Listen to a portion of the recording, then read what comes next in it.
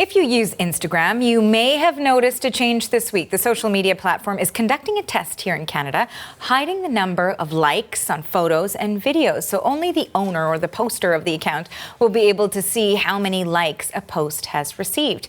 Now, Instagram CEO Adam Mosseri explained the reasoning behind the change, saying, "We don't want Instagram to feel like a competition. We want to make it a less pressurized environment." Okay, so is this Canadian experiment good or bad for users of Instagram? Joining us to answer that question are three Instagram users and social media experts. From Toronto is BuzzFeed social media editor Elamine Abdel Mahmoud. Hello to you. Hi. And from Los Angeles is Ramona Pringle. Hello, Ramona. Hi. And she's the director of the Transmedia Zone at Ryerson University. And joining us from Vancouver, technology expert Graham Williams. Thank you to all three of you for being here with us. Thanks. All right. Okay. So, Elamine, I'm going to start with you. I want to start also first with us all listening to a clip from the Instagram CEO earlier this week. Let's quickly take a listen, and then I want you to weigh in. We want people to worry a little bit less about how many likes they're getting on Instagram and spend a bit more time connecting with the people that they care about. Okay, Elamine, are they really going to spend more time connecting with the people they care about? No, I think that ship has kind of sailed a little bit. You know, Instagram's been around since 2011. It is the most popular platform of social media that there is out there, and it's in large part due to this sort of comparing yourself and your life to other people's lives. It's kind of a part of the Instagram culture at this point.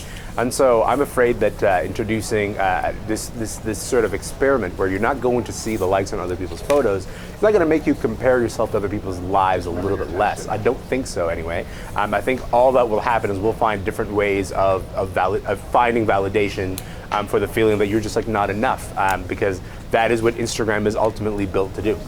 So, Ramona, I wanted to ask you too, in terms of not being able to see that other people have liked the photo, but as the user, you can see how many likes you have. So they're not removing the likes from you, just from the other people who see it. So will that not still have an impact on how you yourself feel if it is in fact the case that you seek validation by how many likes you have?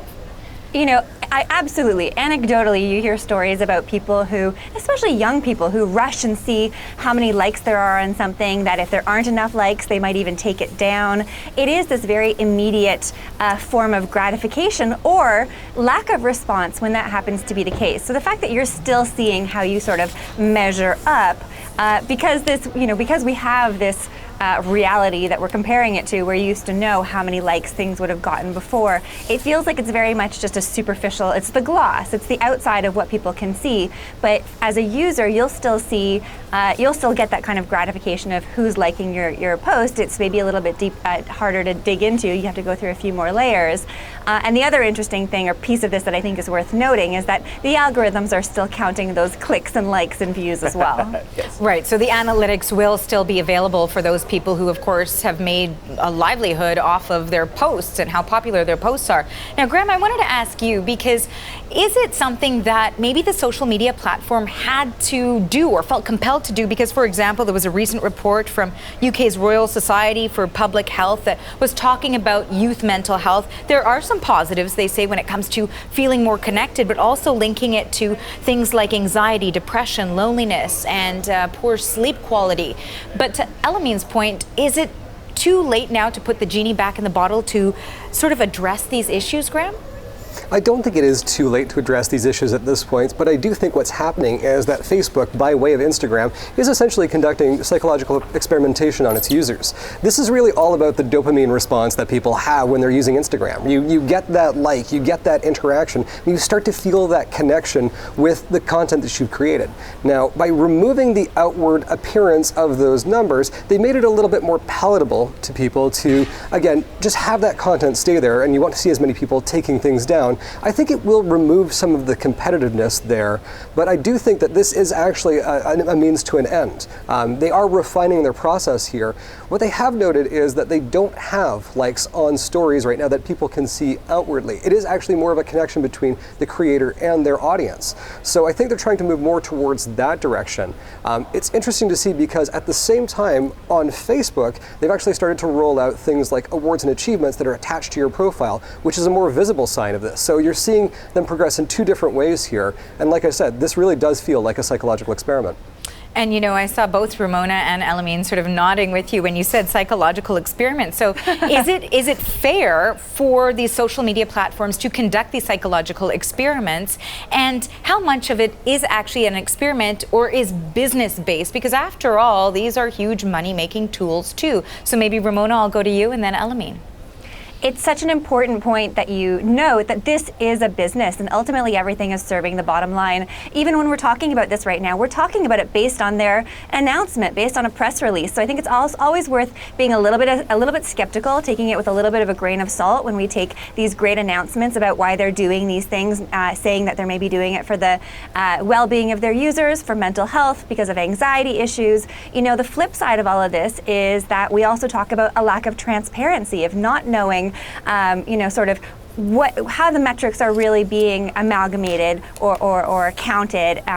Talking about, just how much these things can be boosted and bolstered. There's so many issues that are facing Facebook and Instagram at this stage. And so they're sort of identifying one where they can have a hero moment, where they do need to, there's no doubt about it, take some steps to do good in the eyes of their users. But I think that there's a lot that's going on behind the scenes with this as well.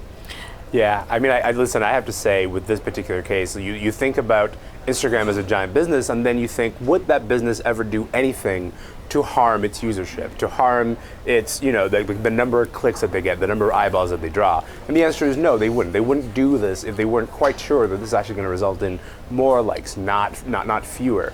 And I have to imagine also that at the end of all of this, they'll come back and say, like, this was all about user well-being, but I don't know if they'll release this data and make it public for us. And I think that's what we need to know. We need to know, how are people interacting with this content?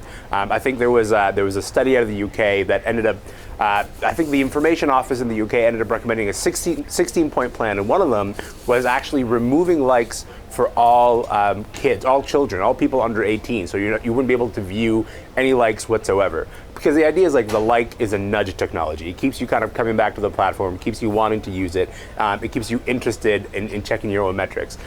So, like, if they were willing to, take this sort of half step, why not go all the way and say, yeah, this is harming young people. Why not remove the like altogether?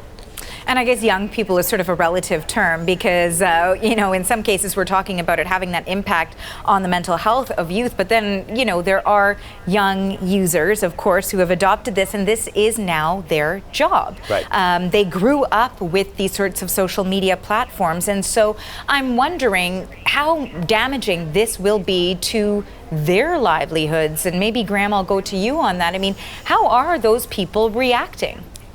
Well, I think this is actually the biggest thing to be concerned about. And when I did say psychological experiment, this is probably the most worrisome thing. When you do have young children who are growing up in this Instagram environment, in the Snapchat environment, and really there is not a lot of expertise in this area. It does feel like they are flying by the seat of their pants here.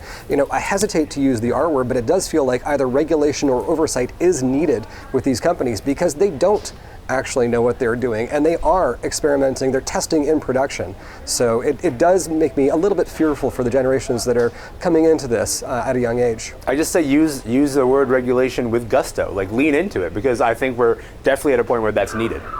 And Ramona, what do you think about, the other side of the argument that those people who are counting their metrics and their analytics in order to pay the rent, how damaging could this be to them? Do they have a case here to say, I really don't think Instagram is thinking about people like me in trying to test out this new removing likes move?